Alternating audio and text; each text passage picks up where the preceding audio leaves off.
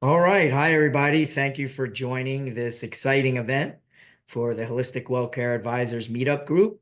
Today, we have a very special guest, Marieke, who will be exploring the expanded energy system.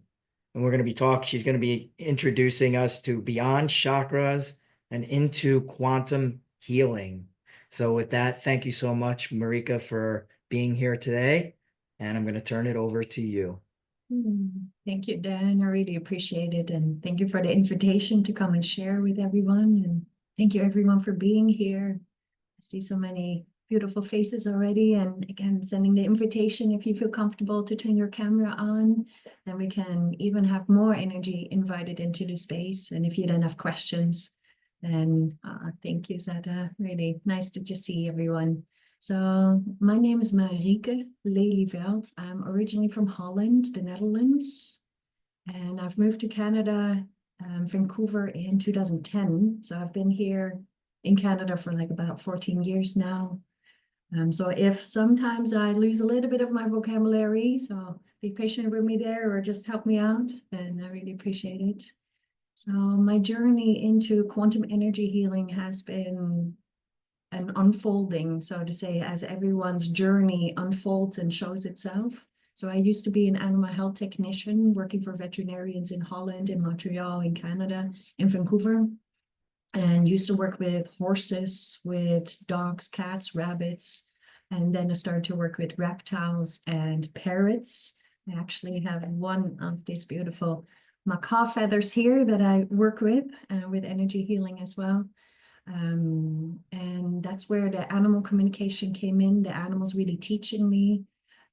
I've always been very high sensitive, so picking up on energies. And I feel many of us in this space have an intuition, a knowing, a feeling, and sense energies. And that's why I feel we're called to come into this space to share with one another.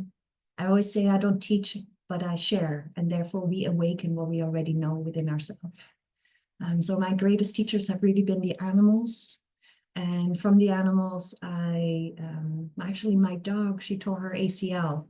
And through, as an animal health technician, I knew what I could do for her from the Western viewpoint of veterinary wellness and care, but I knew I could do more. And I knew I had something in my hands that I could help her with pain release after the surgery. She had to go through two surgeries, both her knees, $10,000 down the drain, or gave her new knees actually. But then afterwards, like, now what?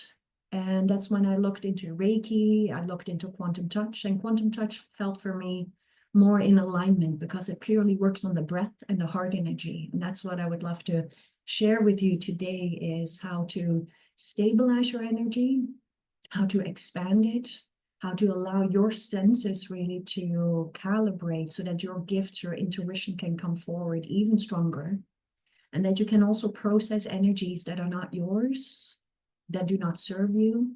And that also is about energies that possibly passed on from your lineage or possibly even past lifetime. And many of us feel that we're living now in this change of this age of great change. And we also feel the world that we would love to live within, but we're not fully recognizing it yet. So this is really that time where we're all called into action from a compassionate heart to create this new world. I'm going to pause here for a moment because there's so much that wants to be shared. Maybe I want to invite everyone to take a nice breath here together and just really feel into your breath for a moment, because I would love these 90 minutes that we have together to create maybe a little transformation within, or an opening of the heart, or just a connection with your breath. Or maybe you leave this 90 minutes and feeling a little bit more grounded. Whatever you walk away with, I would love it to be a softening within your own self. So therefore, my invitation is really to breathe. And every time I say breath, take a breath. And if we breathe all together, it even gets amplified. And we open up, actually, literally open up the field. And maybe I can start here with the foundation that the animals taught me. And then I would love to open it up for questions and kind of weave into this time and space that we have together. So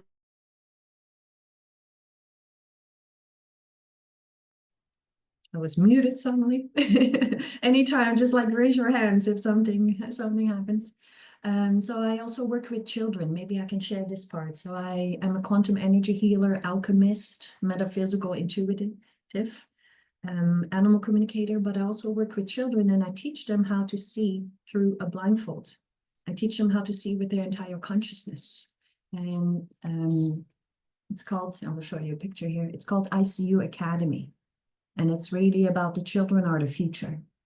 And children between 5, 6 until about 12, they are extra sensitive to their energy system. And therefore they can really literally see with their energy field. And this is also how the animals communicate. And this is an ability that is coming back to us now as adults as well.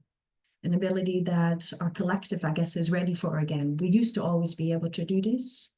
And now it's coming back to us, including telepathic communication, really through all our senses. So let me share this first activation. And some people notice that they get tired or they start to yawn. So invite the yawns through the body if you notice that you're starting to feel it coming up. And the first part to pay attention to is the belly button, the sacral chakra. So underneath the belly button and feeling where your breath originates from. And then breathing that breath and visualizing the breath rises all the way to the top of your crown and ever so slightly above it. So let's take a nice inhale here. Inhaling, visualizing the breath comes to the top of the crown. And then on the exhalation, let the breath run down the spine, down the tailbone and out of the tailbone, creating a third anchor. So we have our feet that are grounding, but it would love us to ground our spine. So let's take maybe 3 more breaths here. And feeling into the flow of your breath, feeling into the volume that your breath creates. And feeling into the breath as if it's water or steam rising, feathers, feel that softness. And then letting that energy run down the back as if you're caressing your spine with your breath and down the tailbone, visualizing a lengthening energy coming out of the tailbone and connecting all the way down into the earth. And then once you feel the tailbone, or you see a visualization, or you have it as an inner knowing. So seeing, feeling, or inner knowing. And then take another breath down the entire body, down the feet. And letting your breath even extend out of the bottoms of the feet. So breathing into your roots. And then starting to connect with this planet, with the core of Mother Nature, with the core of the earth. Maybe you want to visualize the lava flow. Letting these breaths circulate, rising to your crown, and then bring that breath, let it sink down all the way down into the core of the earth. Maybe you feel where the lava flow, or you see it, or you have it as an inner knowing, feeling into that powerful place, into the core of the earth. And then before you open up your eyes, check with yourself for a moment from 1 to 10, 10 being the most grounded, the most anchored, stable. Where do you feel without any judgment, just observation? How grounded do you feel? And if you are maybe around the 5, visualize a golden spiral from your crown, spiraling down your entire body and spiraling down all the way into the core of the earth. And feel free to bring a silver spiral in as well if you feel resonating with this. Let it sink down and arrive all the way into the core of the earth as an isness. You set your intention, you visualize, you connect your breath, and then you allow that flow to anchor all the way into the core of the earth. Let that anchor, let that land, and then the following breath, breathe it into your heart space. And then breathe with your heart. And then in a moment, I'm going to ask you to slowly, gently come back to this space, wiggling your toes, your fingertips. Just bringing that attention into the heart space. And I'm curious if you feel called to put into the chat how grounded from 1 to 10, or maybe you noticed a difference. There's never any judgment. Some people, we've done so much and we maybe stay around the 5 for the rest of the day. But if we keep practicing, then maybe tomorrow or the next day we go up to a 7 or an 8. So there's never any judgment. Oh, beautiful. Yeah. And it's also really lovely to connect with the earth and to kind of give energy away to create a stabilization. So in this practice, we take a lot further. The next step would be breathing into the heart space and opening up into the auric field. But I want to pause here, because otherwise we go into such a deep activation. And that's beautiful. Thank you. And I want to just give you a couple of pieces of energy self-care that you can take home. So this is really the foundation that the animal shared with me. And I want to ask if anyone has any questions at this moment, anything that maybe rests on your heart, within your consciousness, something that you have energetically been working with, maybe around self-care. And then maybe we will take one or two questions, and then I will show a couple of images. And maybe in a moment we can do another mini quantum journey as well. Yeah. So if anyone has any questions, feel free to share. I have a question, just offhand. Excuse me. Quantum healing, does that, what is it, excuse me. Quantum healing, does that require a knowledge of quantum physics? Not necessarily. A lot of the remembrance comes when we work with energy. So the quantum touch, it's actually, I'm going to pull out a book here. So this book holds the foundation of quantum touch. So if anyone is ever interested, Amazon or the quantumtouch.com, it's a modality that's purely based on the breath, heart energy, and on mind-body focus. So we are trained how to amplify and direct the energy. So it's really purely through the breath, and the breath starts to activate first. So that what we just practiced, the looping of the breath through the entire body. And then we start to breathe into the heart energy. And the heart has a magnetic force field. Maybe this is a beautiful opportunity to share my screen here. Let me share this picture. I hope everyone can see it. So it's the energy field of the magnetic force field. And then you see also what happens, how our energy field shrinks and becomes smaller when we are in fear, or when we have a lot of energy accumulation, or when we don't believe in ourselves, or we have trauma in our energy field. And once the energy field opens up and we are in touch with the heart energy, it knows, it starts to guide us. So then when we work with quantum touch as a modality with other people or animals, it's purely about holding the hands on. So for example, someone has shoulder pain, then we will hold that area of the body, similar as Reiki, but we start to amplify and raise the frequency within that tissue, within that area of the body.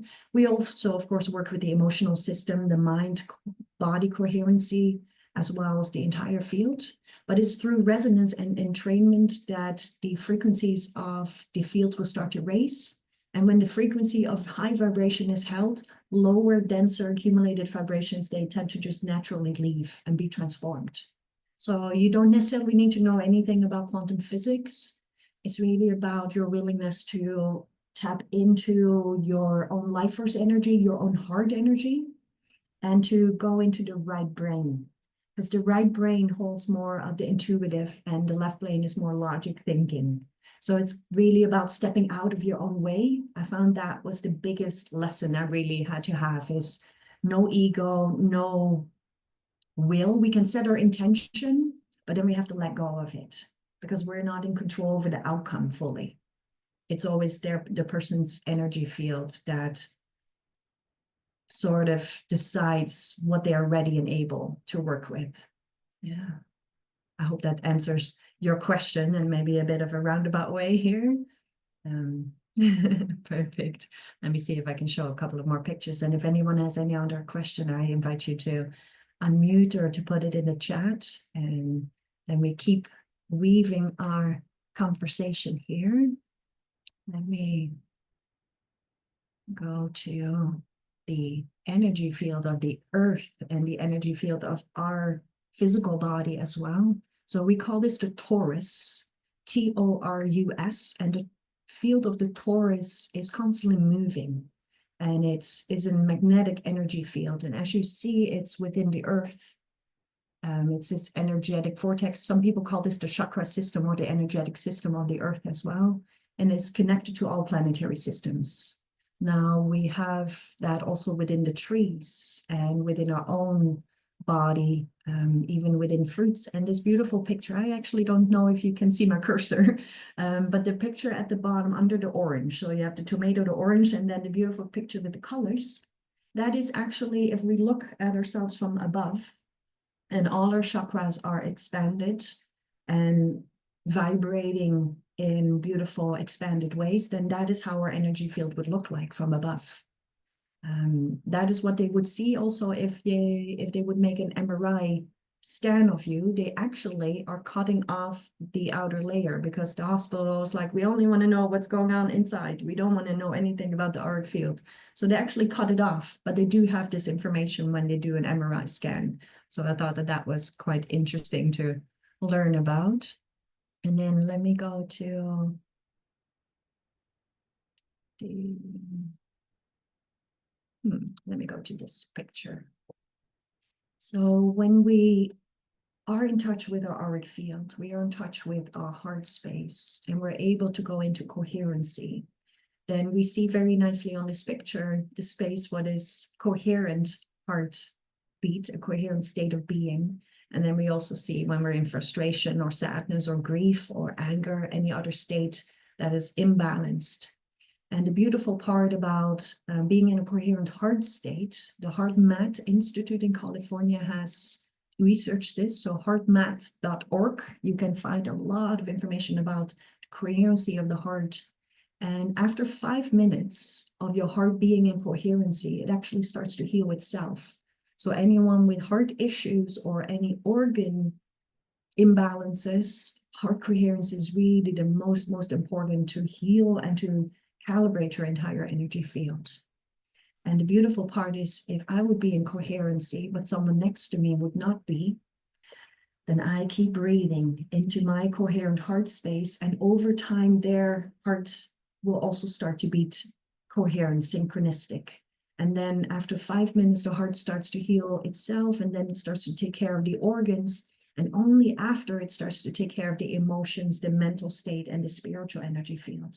So they're sort of an order of importance to how the body, the mind, the soul heals itself. And heart coherence is really one of the most important areas to look at. And I have one more picture here to share. And it's about our brain waves. So if we bring the heart and the brain together, and we really look at our full consciousness, it is the brain. Let me actually show one other picture. It's the heart communicating with the brain, not the brain communicating with the heart. So if the heart is in coherency, you have clarity running, an energetic alignment with the brain. So we have clarity within our third eye, within our clear seeing. If we have the gifts of clairsentience, clairvoyance, all the clairs, they really come through an aligned energy body. So one of my specializations has become over time to work with people, with children, with animals, on how to be in a coherent state so that we really have access to all our senses, all our gifts, and can live our best self, our true self. And that is for everyone very different. And how to show up for ourselves on a day-to-day basis, how to be in a calm state of being. So when we look now at the brain waves, the top one, the very busy one, that is our everyday activity. We might now already, because I feel this is quite a calm space that we've created, we might now already kind of be between beta and alpha. But maybe in a moment we can, depending on how many questions come, we can maybe go into a little quantum journey and see if we can even go to a delta. And if I would bring you to a delta or theta, we will all actually be sleeping if we're not trained. So that is in the beginning when we meditate, we might notice like, oh, I get so sleepy, and that is okay. It's our nervous system calibrating, and it's our brain waves getting used to staying awake with a deeper, I don't always want to call it a lower brainwave activity, because we actually have more expanded consciousness. We have more access to more spaces within our consciousness. And that's where we can ask questions, we can receive guidance. And that's also where we heal ourselves, because most of us, we have an overworked nervous system. We have shown up to all the spaces that society and our family, our friends, our relationship calling us. But then how do we get to the stillness? So that is one thing that I work with people, is like how to create that stillness so that we can show up on all the things that we want to do in life. I want to take a moment here and ask if anyone has any questions. So I don't want to just bombard you with information. I really would love to create an interactive space here.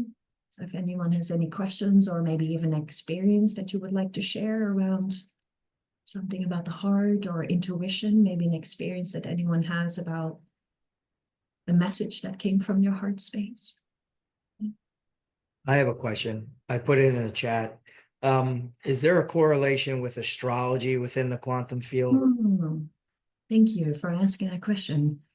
Yes, astrology, the planetary systems, and the quantum, I wouldn't say they are the same, but if we speak about the quantum field, we're actually speaking about all that is from the Earth plane, all that is in the planetary systems that's within our galaxy, and even the galaxies beyond. And you might have heard the multiverse or the intergalactic.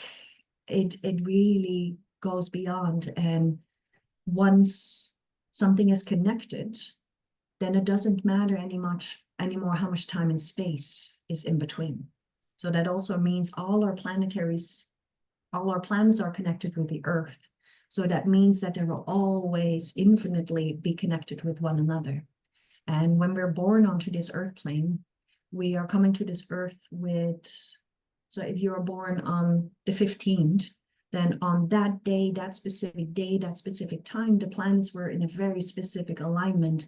And therefore that aligns then with your signature of your essence, the signature of your light, of your energy. Therefore, we can also work with astrology and work with the planetary systems. Now, when we speak about astrology, I always break people's brains a little bit. So a little warning there, because I always speak about tropical astrology from the Gregorian calendar, and I speak about sidereal astrology or even Lemurian astrology. And Lemuria was before Atlantis. It was the golden age where there was the undistorted light. So when we speak about astrology, we do want to have some discernment on what do you feel called to follow. Now, for example, I do not resonate with the horoscope. I do not resonate with the star signs, the birth signs as they have been given. Now, this might actually be a funny game. What do you feel that I am in star sign as you know the tropical system? Feel free to put it in the chat. If anyone is like, oh, I have a feeling I know what she is. Feel free to put it in there. And then I will tell you my birth sign as from the tropical system. And then I will tell you a little bit more about that. Is the tropical system the actual like Aquarius and Pisces? Exactly. Is that what you mean? Yeah, exactly. Yeah. So Aquarius, beautiful. Okay. Taurus. I love it. And as we already see these names, they are Roman emperors, warriors, war gods. They were all around war and kind of like greed and taking. And they also, Leo, Pisces, I love it. And I will tell you in a moment, actually, a little background around why I'm laughing about this too, because within my tropical astrology, when I had my reading done, I learned that I have access to all the star signs. And that aligns with the work that I'm doing and the way that I always tune in. So I feel energy. So if I'm looking at you, I can feel your energy. I can feel your essence. And when I then from tropical astrology did my sidereal astrology and my human design and my gene keys and my destiny mapping, I got the Libra. So, okay, I will tell you, Scorpio, that is what I was born with. And then in tropical. And everyone will like, Scorpio, ooh, they will immediately have a reaction. And I would always lift with that of like, oh, that didn't feel right. You know, like everyone is like, ooh. And I always came with so much love. I just wanted to love everyone and love all the animals and love the world back into harmony. That's really truly what my essence does. Love the world into harmony. So when then I did from tropical astrology into sidereal astrology, and sidereal is measured from the center point of the universe. I guess that's the easiest way for me to explain. That is about 14 or 24 degrees different. So when I got my reading back there, I was a Libra. I'm like, yes, I am a Libra. I'm the balance. And that felt so much closer to what I really felt within me. So that's why I always say your authority, your intuition, your guidance is really within the core of your being. You know, don't ever let anyone else tell you. When I then received earlier this year the teachings of Lemuria that are really within me, when I saw these teachings, I was like, yes, I know this. And we actually work with animals and with animal motus. Huna Flash, he has been the spiritual leader, and he has passed last week. Now he is bringing the new age, the golden age teachings to all of us. So if anyone is interested in that, I'd love to have a conversation outside of this space because it's so big, it's so much, but it's all about the inner remembrance. And what I learned within that system is that I'm the butterfly. And I'm like, yes. And I will show you this. I have these butterflies on my arm. And I was like, and I had these already, of course. So with that system, I felt the resonance of like, yeah, I have a knowing of this. And as I learned more about it, there was just such an inner unfolding and remembrance. But we have to go to the planetary systems and the astrology beyond the Gregorian names that they have put on, even Mars, Pluto, Venus, all these names are actually also not of the purest light. So if we really look, then we have to go to the first light. And those are teachings from the Maori Nation in New Zealand. If we look at the Earth, New Zealand was the land mass where the light fell on first.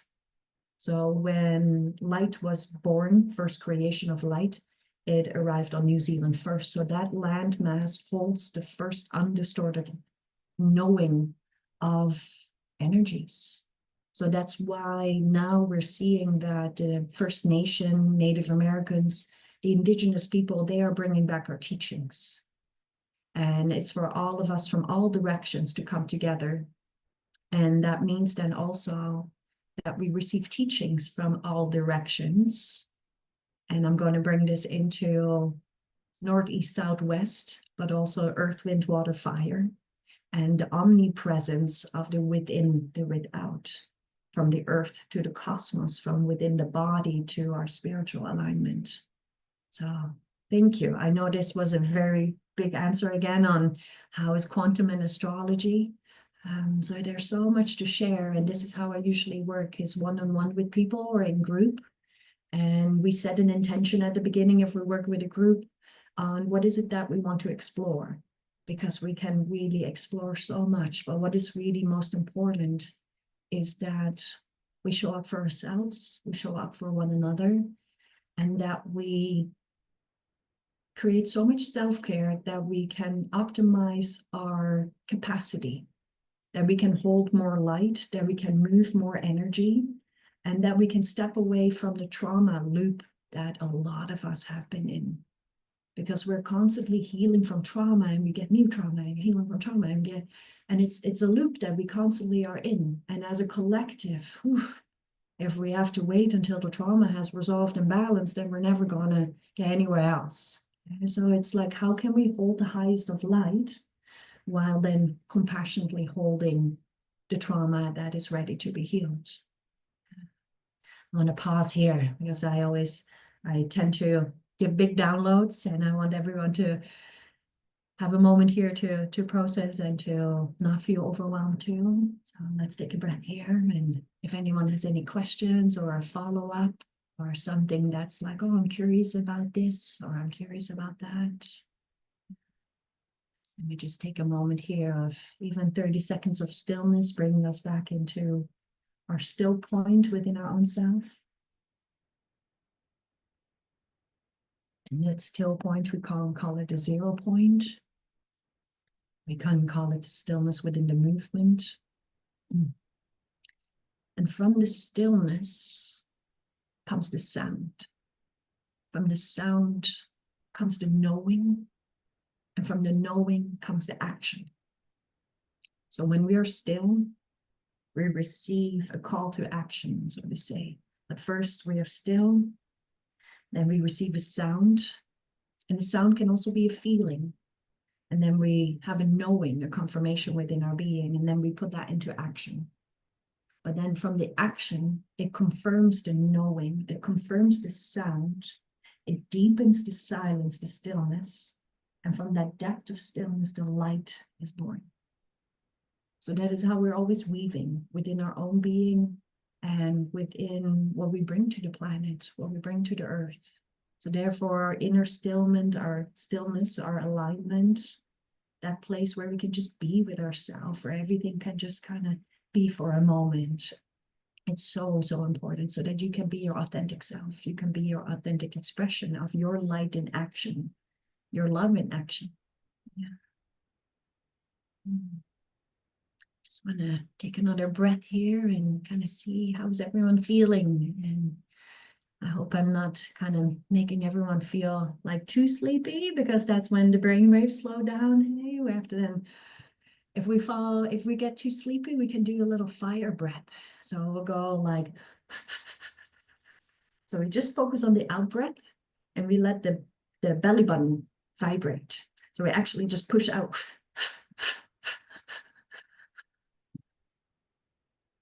So it's kind of like pushing your belly button out. And then the breath, the inhale kind of naturally happens. And if you do this really quickly, it's like having a cup of coffee. So I personally stay away from caffeine because my nervous system can't handle it. I just get like fluttery in the chest and I get all sweaty and cold and hot. And so I pretty much just drink water all day and tea and maybe some pure juices in my water. So the fire breath and breath work, it really, Sada, your dog is amazing. What a love.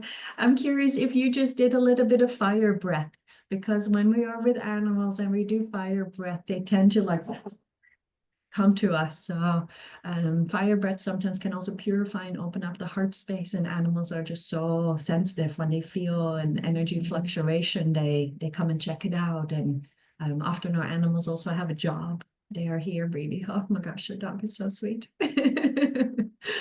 Just overflowing love. And this is really what we can cultivate within ourselves too, is that overflowing love. So that when heaviness, darkness, shadow comes in from ourselves, from others, we have an overflow, we have a bit of a reserve. And maybe a nice little practice that we can do here together is to, for a moment, activate our heart space, the heart energy, so that you have something that you can work with after today. And I would love everyone, you can do this with your eyes open or closed. And this is a nice practice as well to, maybe sometimes we want to start with our eyes closed, but maybe then actually once we're in it, we maybe here and there want to open up our eyes so that we actually project our inner journey outwards into the space so that we can build bridges. Otherwise, we just have only an inner experience and we have an outer experience. And to kind of blend those worlds a little bit more. So breathing into your heart space, softening the breath, letting that breath rise again. And the more we practice this, over time, we only have to let the breath rise once. But in the beginning, maybe we have to do it 10 or 20 or 50 times, and that's okay. Just until you feel, okay, when I visualize the breath rising to the top of the crown, then it naturally runs down my spine, out of the tailbone, connects down with the earth. And then take another breath, rising that breath to the crown, and then letting that breath fall, sink down your entire body, down your hips, your legs, your feet, and then connecting the feet and your tailbone together. And just letting that energy all sink down. Anything that you can give away right now, just breathe it down like a beautiful waterfall down into the earth. Letting everything be what it is. And then gently letting the breath, like softness of water, like a hug of beautiful energy, hugging your heart space. So breathing into your heart. And as you breathe into your heart, visualize that the breath loops from the back to the front, from the side, left to right, right to left, front to back. Let the breath loop around the heart space in every direction before you let it sink back down into the earth. Just let's do that 2, 3 more times. Let that breath rise, moving the breath around the heart space. And as you move the breath around the heart space, ask how your heart feels. How does the space within your chest feel? How does your physical muscle feel? And maybe you see maybe you feel emotions. Maybe a voice, you hear something back. Maybe you see a picture or just a sensation. And then from that space, I would love you to visualize your most favorite color. We can work with color and frequency alchemy. And there's so much more that I would love to share, but just to keep it really on the heart, I would love you to choose the color that comes to you first. If you breathe into your heart and you feel into your light, feeling into what color comes first, can be any color. And if you don't have a color, then just breathe into a sensation or visualize a picture of a star, of a heart, anything. And then allowing that to expand. So breathing into that color now and letting that color move also within the heart space. And then breathing that color into your entire chest. So as you breathe that color into your entire chest, you also ask the heart's magnetic force field to gently open up towards the shoulder blades. Gently opening up through the back body. And then with the following breath, breathing into the heart space and then expanding, exhaling outwards into your auric field. So instead of breathing back down into the earth, we're now going to breathe into the heart and then breathe outwards. So when you exhale, breathe it out from your spine, out of your back body. Breathe it out from the sides, the left and the right side of your body. Breathing it in and then breathing outwards through the front. Over time, you will be able to do all sides at once. But in the beginning, you maybe want to choose one side per exhale. There's no rush. There's not a right or wrong to do this. Your intuitive flow. And then breathing, that it also rises upwards towards your crown and a little bit downwards towards your belly button. And then on the following breath, I would love you to visualize that color, your favorite color, from your heart space to now breathe it outwards into your auric field. And I love when we see deep breaths and releases of the yawns, of breathing outwards and feeling into how much space can you take in through your back body, the sides, the front. How much space can you take in above your crown, below your feet?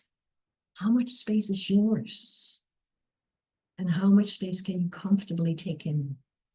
Now take another nice deep breath. And then at the top of the breath, hold the breath ever so slightly. When you can't hold the breath, take another little sip in. And then breathe it outwards, owning that entire space. Beautiful. I see everyone beautifully expanding. And then from this space, just another breath into your heart. And as you hold your heart with your consciousness, call upon your soul self, your higher self, the essence of your being, and call upon your essence of your being, your multidimensional self, to come into your heart space and to anchor, to rest within your heart, within your most favorite color. So that from here on, when you breathe with your most favorite color, the most favorite frequency of your heart, your essence, your soul, your higher self is right there connected with you. And then it's about you breathing that connection into your auric field so that all parts of you come into center. I'm going to give a moment here for people to allow that unfolding, that unwinding. And in a moment, invite you to come back into this space, wiggling your toes, your fingertips. Feel how grounded you are. And feel if you need to take a breath down into the earth or if you're good. Yeah, just kind of feel how your back body feels, how your heart, feel if you're feeling lighter or if there's any heaviness in the body. And just observing without any judgment. Well done, everyone. Really was beautiful to see. So I would like to ask, how did you feel when you were breathing into your heart space, or maybe when you were breathing into your auric field? Does anyone would like to unmute themselves or put it in the chat? I'd love to kind of see. Yeah, I am. I'd love to. Yeah. Hi, Marieke. Thank you. Um, I just wanted to say thank you also just because I believe you're such a wonderful guide.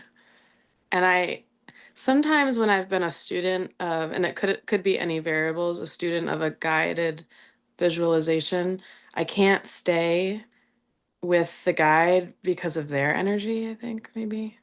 But your energy is really nice. And I was going to ask you if you had recorded guided meditation somewhere that we could access at any other point. Yeah, oh, thank you so much for asking. If you go into my website, so Mhm. consciousquantum.com, Okay. under, I guess under resources, if you go through the menu, you will find it. It says meditations. Yeah, Cool. thank you. I Thank appreciate it. you. Yeah. I also offer, if anyone would like to have a personalized meditation recorded personally for them, depending on what you're going through, then that's of course always an option too. But that's where I often also work one-on-one through a quantum journey, where we meet over Zoom and we establish the foundation, the breath, grounding, heart energy, and then we're ready to go into the quantum space. So this was really all to prepare for the greater journey into your consciousness. And when we then one-on-one go into the quantum space, then you give feedback and then we alchemize with what you see. Plus we can go into this lifetime's alchemy, future, but also the past of this lifetime and any past lifetimes where any information wants to be transferred over, because a lot of us hold a knowing, a wisdom within us that is not just from this lifetime. There's just an innate knowing, or we're so connected with spirit that we constantly pick up wisdom. Some people call that tapping into the Akashic record, or tapping into the quantum, or tapping into the field of oneness, source energy. So yeah, there's so much. Thank you for that. It's I have a fun little practice here that wants to come up next, apparently, but I want to ask if anyone has any questions here, anything that you would like to share. Oh, I have a question.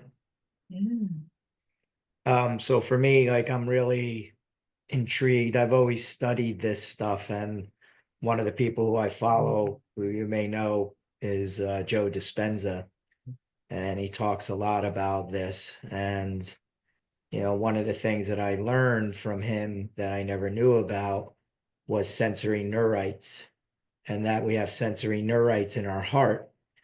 And it's very interesting because once I learned that, it all made sense to me when I look at the research or just the stories where people have had heart transplants and they start to take on the characteristics of the person who used to have that heart, and they never did any of those things. And so your heart is almost, those sensory neurites that we have in our hearts are like mini brains. It has memories, it stores these things.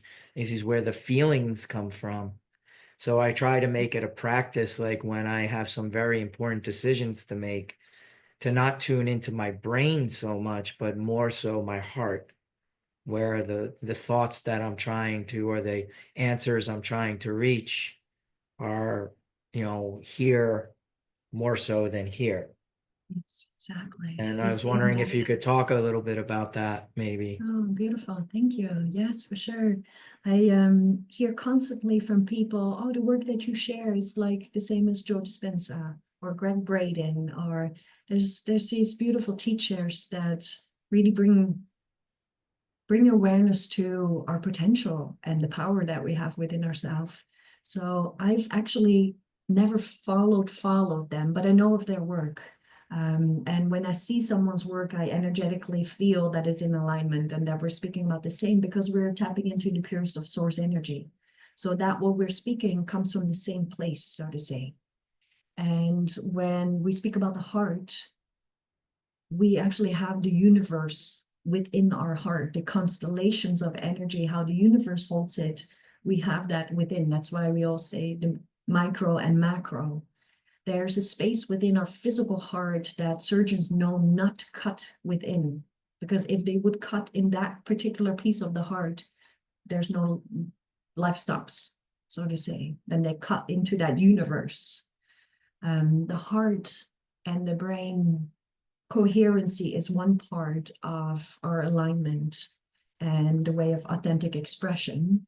But I'd love to take it a little step further, and I'm looking now for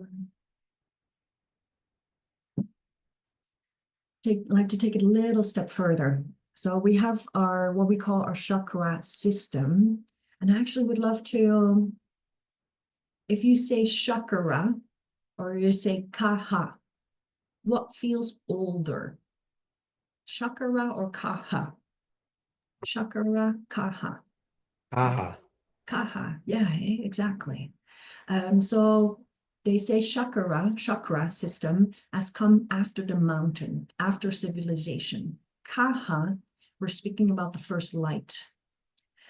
We have Mahakawatahi. Mahakawatahi. That's the first light, the first breath, the first born, the first love, the first stone, and the first fire. And we're really going back to undistorted light. So I'm going to show you the system. Now, don't pay attention too much to the sounds, because these are the sounds of the chakra system. And now, as we're speaking about the new golden age, we're going back to the Kaha system of purest of light. Some of you are familiar with the chakra system. Some of you are maybe familiar with how Reiki works with the Denshens, the energy centers. Now, in the future, it's all not blending, because we all have all these energy centers all within, but a greater awareness will come to it. So when we speak about the heart, is emerald green. When we speak about the mind, then we would speak about indigo blue. And the voice would be a little bit darker blue. Now, this is the solar plexus, will be yellow, right in the center, right underneath the rib cage. Our sacral chakra, orange underneath the belly button, and our root, red. So just pay attention to the colors. And maybe, I don't know if you can see it, but there are also vibrations, frequencies. So the red, the root is 396 hertz. And if anyone's interested, you can always send me an email. I can share this with you. The sacral chakra, so let me actually explain this a little bit different. 396 root. I'm going to go to the crown, 963. Then I will go to the heart, 639 hertz. So these correlate also with solfegial tuning forks that I work with when I hold energy sessions. We calibrate the entire body through the solfegial frequencies in combination with quantum touch, layering all modalities. So root chakra, 396, crown, 963, heart, 639. So you already feel and see the correlation. Now the sacral chakra, 416. And the throat chakra, 741. So 417, 714, 741. Sorry, I'm turning this around here. And as you see, the sacral chakra and the voice, therefore, are connected. So if we have blockages in our abdomen, our digestion, our womb space, even our root, if we don't feel safe or grounded, then the sacral chakra can't really open up and be developed. Then we also have a hard time speaking our authentic voice. So therefore, once we start to ground ourselves constantly and connect with the Schumann resonance of the earth, then our root chakra root energy center can expand, ground itself. Then that energy starts to feed into the sacral. That energy starts to feed into the solar plexus. And the solar plexus is 528 hertz. Now, if you're familiar with the frequency, 528 is also the miracle frequency. Unfortunately, many people say, oh, I will listen to YouTube 528 and it's amazing. But our speakers are not developed to resonate that frequency out. Some are, but we will pay a lot of money in the future. I'm sure that it will be available because the radio stations, everything is still on like 432 is our natural frequency, and the radio stations are just a little bit off. So therefore our phones can't hold that frequency either, but that's going down the rabbit hole. So going back to the solar plexus, 528 hertz is connected with the third eye, 852. So they all correlate together. So if we have clear seeing, we can be in our clear power. If we are in our clarity of our power, then often we also have clear seeing. If we are in our authentic expression, our creative expression of our sacral, then we also have authentic expression in our voice. So they all connect together. But bringing that again back to the mind and the heart, we receive a vision or receive an inspiration from spirit going into our crown. We suddenly are inspired by something. We receive that into our crown, then we get the clarity, the seeing the picture through our third eye. Then we put a voice to it. We entertain it within ourselves with a voice. Maybe we write it out, that's a voice, or we maybe speak it. And there's different ways of being with the voice. Then the voice acknowledges, it moves into the heart. We bring our love, our compassion, the heart does so much more. It holds the collective field. We bring that in there. Then under that, what we've received, we bring that into our solar. We put our power into that what we want to create. Then in our sacral, we have authentic creative expression. It starts to really form itself. Then it roots and grounds into the earth.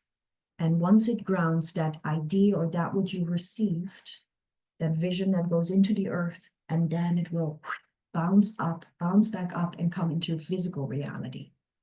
So anyone who is very creative, but it's like, oh, it just never seems to happen for me, or I never seem to be able to ground an idea that actually really comes from the physical.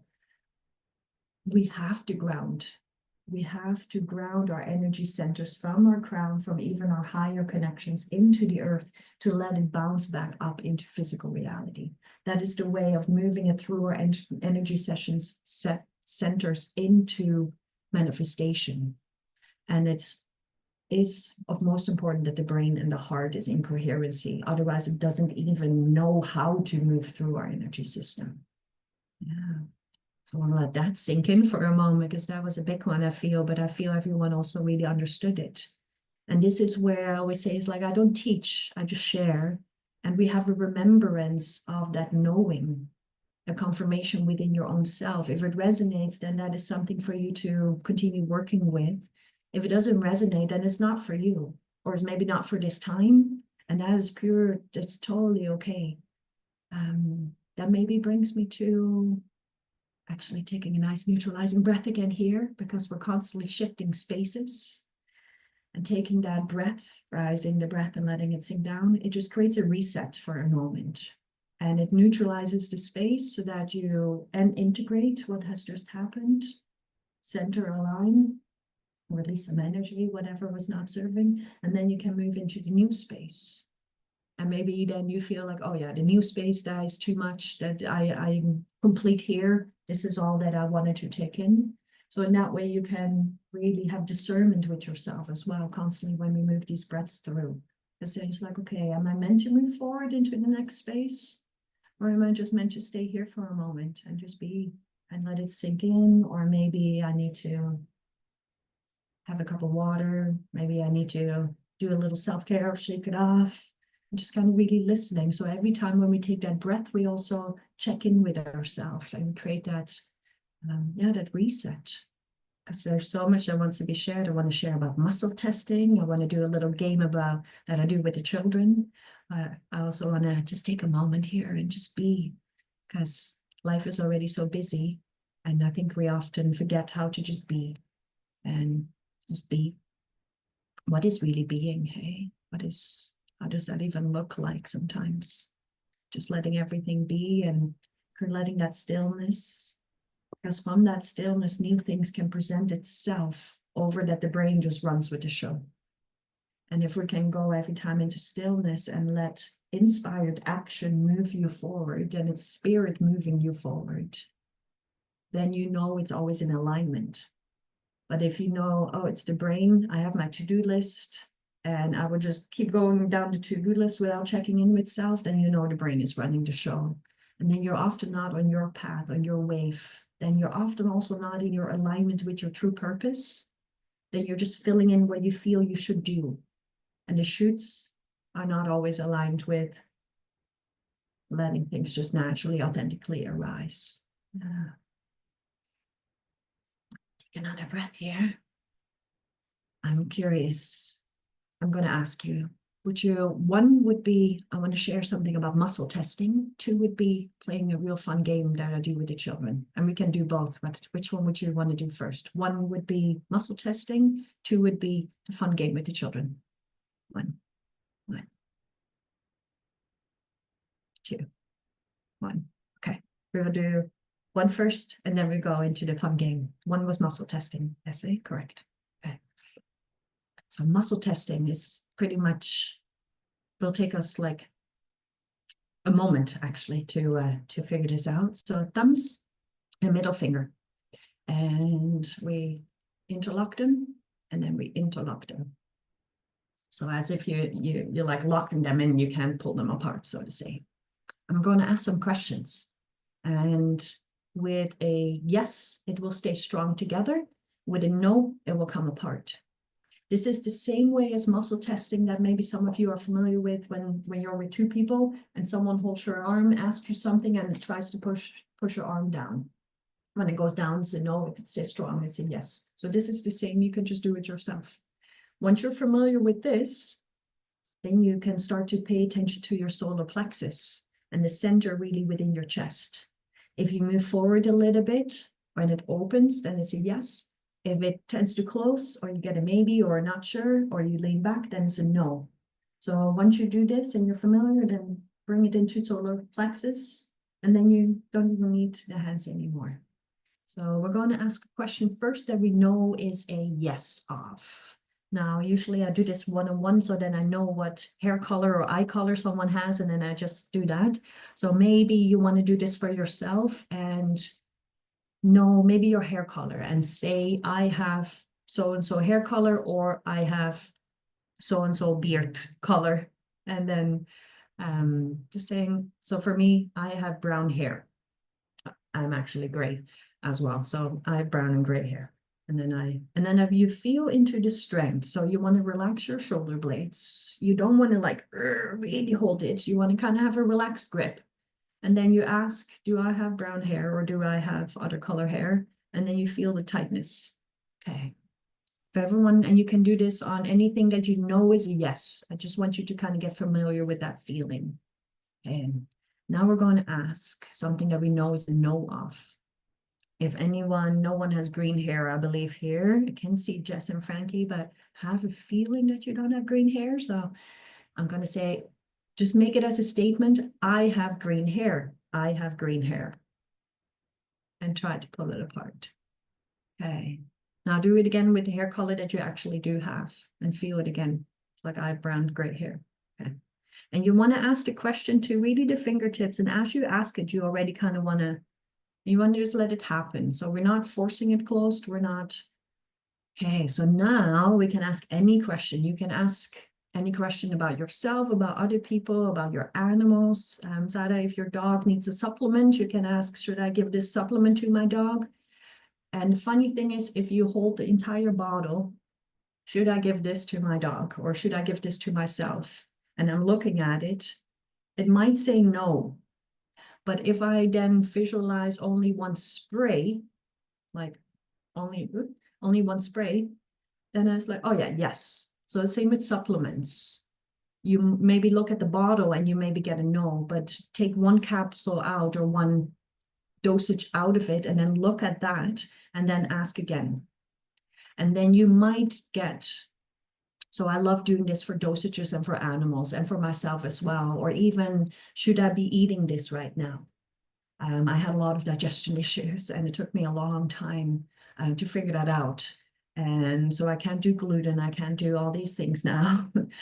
And being from Holland, we love bread and cheese. So that was really a difficult one for me too. It's like, oh, but I have been used to it all the time. Your system, if you just feel into your system, you're like, oh, it's fine. But if you actually really, really ask, it might tell you something different. And then starting to listen to that sensitivity, it cleans up your system. And then your intuition and everything becomes even stronger because you're cleaning up your system and it knows you're listening to it and it creates a momentum.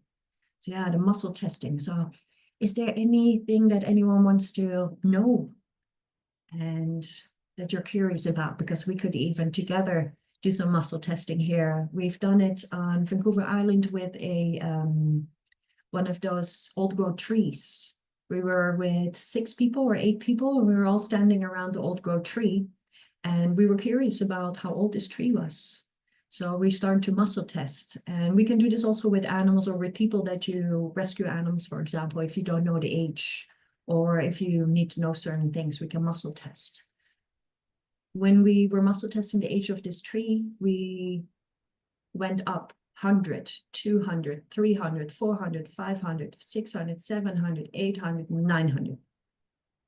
And then we did it all kind of secretly so that and then we started to see with one another and they said, okay, most people like slept with 900. And then it was like, okay, 825, 850, 875. And we all had the strength with 875. And then after that, it started to slip through and open up. So it was really fascinating to receive answers through the muscle testing. Yeah. Does anyone have any questions about muscle testing? Some people say, oh, it doesn't work for me. They may be a little bit too tight in their shoulder blades. They may be not yet fully honest with themselves.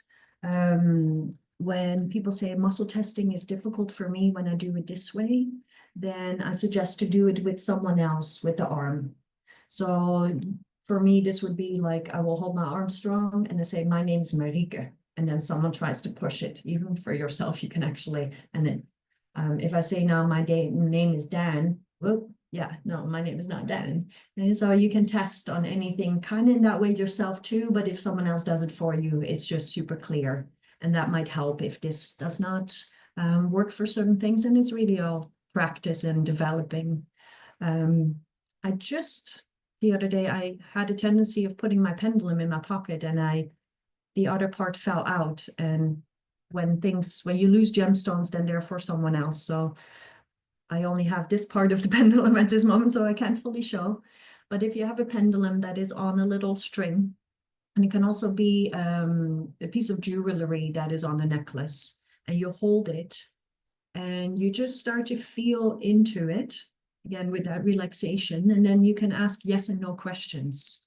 For me, when I get a yes, it goes in a circle, and a no is like this, and sometimes it goes, and then it's a maybe. Sometimes go really strongly, sometimes just a little bit. And that we can all receive information from it. Yeah. So that was my little part of muscle testing because I love it so much. And we can really find so many answers through just muscle testing and listening to yourself. Self-care practices. Would this be good for me? Should I be doing this? We can really ask all questions. Should I maybe spend 15 minutes in the morning to just breathe and lay on my yoga mat, do nothing at all? Or should I make it a half hour or an hour? No, not an hour. Okay. 15 minutes. No. Okay. 20 minutes. Yeah, 20 minutes. So find your sweet spot with muscle testing and then show up for yourself how your system is asking of you, not how your mind has put in your day-to-day life. That brings me to, maybe I can show this. This will, feel free to send me an email and I can send you a copy of this. It's not very, you probably can't really see it with all the lines, so I'll tell you what's on it. Here we would write our intention. How do we want to feel next week? Maybe even today, but what do we want to step into? How do we want to feel in 3, 6 months, a year from now? We set our intention as if it already has happened. Then we find a mantra that aligns with that. And I can help people with that of finding the shortest mantra that you can repeat so that your light, your energy keeps aligning. And then we look at emotional, mental, physical, and spiritual energy field. And we look at tools for healing, movements, and nutrition supplements. And maybe one of the things can be EFT tapping, emotional freedom technique. And I feel some of you maybe are familiar with EFT tapping, and it's tapping on the body to release the energies from the amygdala to fight, flight, and freeze. An amazing modality that you can learn for free. I love free resources. If you've not noticed yet, I love sharing. And EFT tapping can be a tool for healing for the emotional energy field, but as you know, it's also then good for your mental, physical, and spiritual energy body. So when we look at this, we're actually trying to find just a couple, maybe 3 or 5 practices, not too many. We want to always simplify our self-care that overlap all of your energy centers. And then once you know what could be a walk in nature, stretches, yoga, barefoot walking, salt bath, holy basil tulsi tea, anything that is really good for the nervous system, that is calming and grounding, and is often really good for all energy systems. And then we take a look at, I don't know if we can see it, but from Monday to Sunday, and you fill in your structure of self-care. So, and that is your grid. We always have masculine and feminine, and the masculine is more of the grid, the structure, that what sets in motion to create also safety and security, so that the feminine can fluidly, authentically express within that structure. So it's self-care structure. It also is a commitment to yourself. It is self-love because you're showing up for yourself, and that what you invest in self, it multiplies. You don't even just multiplies once, it multiplies many, many times. And it creates a momentum. So looking at your week from Monday to Sunday, I know we all have to work, but take that out of the equation for just a moment and see how much energy do you have at the beginning of the day, and where do you want to give it to? If you have 100% energy, I don't have 100% energy in the morning when I wake up. I maybe have 60% to give. And then I have maybe 20% that I can keep for myself. Like 100% in this society is very hard to get. You have to really live in such an ultimate place. You have to have your household, your energetic, your sacred space really in order. Taking salt baths regularly to constantly release energy. I work a lot with orgone in my place as well to optimize the energies, essential oils, sound clearing. But even then, 100% of energy in the morning, that would be amazingly lucky. That would be so sweet. So let's say we have 80%. How much of that do you want to give away to your work? Let's say maybe 50 is already a lot, eh? But most of us are maybe already giving 60%, or maybe we're actually giving 80% to our work. So then what leaves it for you to show up for yourself? What energy do you have left to be a stronger version of yourself tomorrow if you're already depleted today? And so that's where self-care practices and showing up for yourself are so important. And it doesn't always matter what you do within your self-care space, but what is important is to anchor your self-care space. If you say every morning 20 minutes, at the end of the day 20 minutes, that is amazing. If you have 15 minutes, amazing. If you have 5, amazing. Do those 5 minutes and just do nothing but breathing and be with your heart for 5 minutes and breathe with the earth. And that can then already amplify your energy throughout the day. But if you have 15 or 20 minutes, maybe you can do some automatic writing or some tapping on the body, or maybe in the evening you're like, ooh, that was quite a day. Okay, have a salt bath. The salt, it really balances positive, negative ions in the body. So it is like a conductor for us to release energy. So there's so many different ways for showing up, but the most important is you carving out that time to show up. And sometimes that showing up might be just laying on your yoga mat for 5 or 10 minutes or for an hour, and maybe you fall asleep, and that's perfect. And that's where you need it at that time. Don't fill in with your brain what you have to do. People say, it's like, oh, I'm bored. Boredom, that's such a sweet space to be in. What is bored? Okay? It's just a space of an invitation to sink into stillness. Being bored is an invitation to sink into your deeper consciousness, to process, to just be with yourself. Bored really comes from a mental mindset of you need to constantly be fed something. And take another neutralizing breath here and just kind of feel into oneself. Also looking at the time. How's everyone feeling? How are we with our energy? Because I know yeah, perfect. When I work with people on the massage table, within 15 to 20 minutes, they're sleeping. When I record meditations or work in a quantum journey setting, I have to sort of watch that I don't support the slowing down of the brain waves too much, because we actually get really, really sleepy. And that is what my voice, my essence tends to do. So if anyone needs a little fire breath, just kind of wake up the system a little bit. And then let that breath really move through the back body. The back is the past, the front is the future. We always want to release from the back first, and then kind of get that energy to come through the front. Does anyone have any questions here around anything that we've spoken about?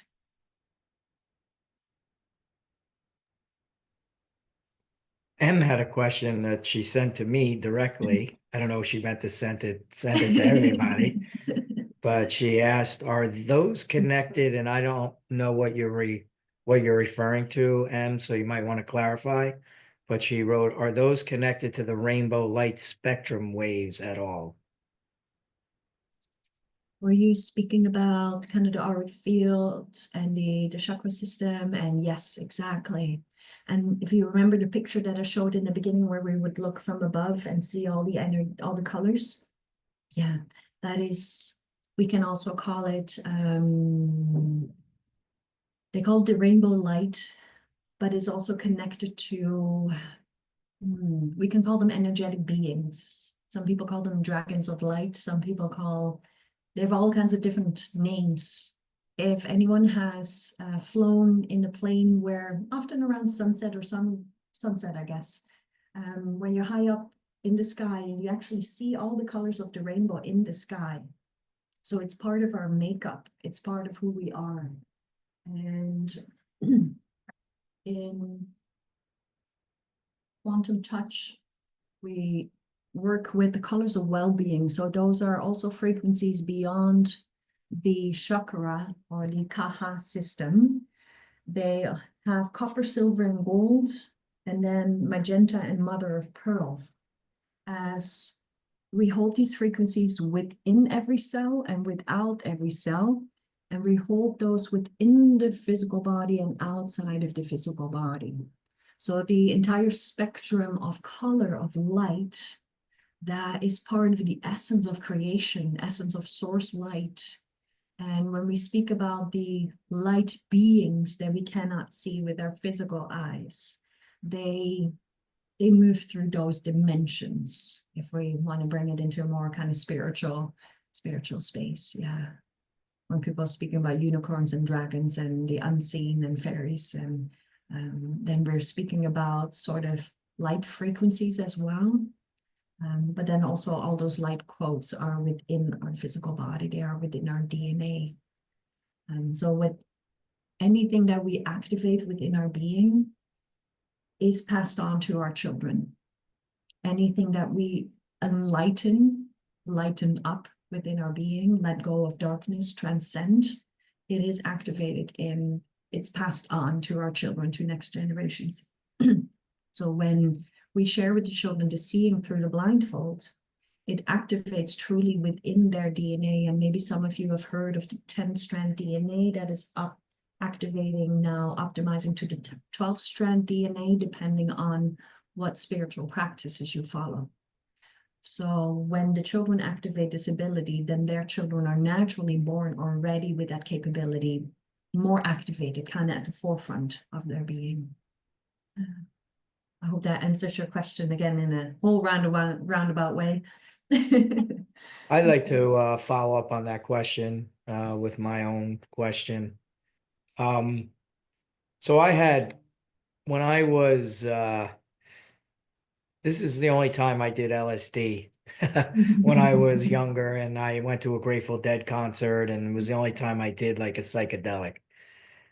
And, I just remember like I had like an outer body experience and I saw things that pertain to what we're talking about with the colors.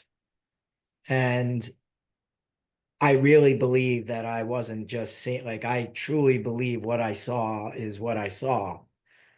But at one point, everybody was each individual person that was there had were surrounded by their own aura or force field when they were walking around. Some people were blue, some people were red, some people were basically the colors that you just showed. And my question to you is that your permanent color, like your aura that you walk around with, or do they change based on your mood? Like, you remember when we were younger, they would have those mood rings Yeah. and you change. So does that change like as you, Yes. how you feel? Yeah. Good question. I love these questions. And that's how we all create greater understanding. And as I'm tuning in and I will come back, you feel in your own resonance, if that's your truth as well. So it changes. And when we see color, so especially if we would be taking LSD, you might see a certain emotional frequency of them that correlates with your energetic state that you are in. So you are seeing that what resonates and aligns with what they are holding. Maybe outside of the LSD experience, and you would be energetically able to see their energetic field, it might have more other frequencies and colors within it as well. Now, if someone does not have their throat chakra, their kaha system of their throat developed, then there might be a lack of blue in their system. If they are extremely spiritual and they're kind of like always like floating off into their spiritual alignment, then they might not have so much red in their system, but they may be like vibrantly violet as you see their frequency. But it changes. It changes depending on your mood. It changes when we speak about light and dark, I speak about contraction, darkness, expansion, light. So if you have just experienced something that gives you more darkness, contraction in your system, then all your colors will look very differently as well. But maybe a breath or 10 later, you're like opening up, doing the practice that we did earlier. It's like, oh, okay. And everything starts to synchronize again as well. So our system knows how to balance itself, and that is the beauty of our system. And I might not have spoken about that enough, of how we can trust our system, but we have to give it the perfect circumstances to balance and to calibrate itself, so to say. And your navigation will be able to also tell you how you can calibrate, harmonize your system. Nature plays a big role, the breath, the heart energy, the grounding, but then also really listening to your system. And some of us, we can see or start to see colors within ourselves. And that actually brings me to, maybe I can take the next 2 minutes to polarity alchemy. It's something that most of us know intuitively how to do. So if we breathe into our body, we feel where there's maybe a tension. So it's like, oh, I feel a bit contracted in the chest. A lot of us do often. So I was like, oh, let's look into our chest, and maybe we want to close our eyes and actually look into it. Part of our body where we feel tension or contraction can also be our abdomen, can be our hips. And then look into the color. And the color can also look like molasses, peanut butter, rocks, gravel. It can look like gray. It can look even like black. But try not to identify with that color. But I want you to see the color. I want you to feel into sort of the flavor of that energy. Is it sticky? Is it like rock? Does it feel like concrete, or is there a movement to it? So really look into that part where you feel like a tension or a density. Now, when we get a feeling, we maybe get a visual, we maybe get a sensation. Some of us get a flavor, and we really look at it. And then we ask, once we look at it and we compassionately hold it, we don't want to push it away, we compassionately hold it, however dark it is. And then we ask that particular energy, what is the opposite? What is your polarity? What is your opposite? And if some of you maybe now quietly, or feel free to put it in the chat, what is the name of that would you feel? So maybe you feel sadness, maybe you feel grief, maybe it says pain, maybe it says fear.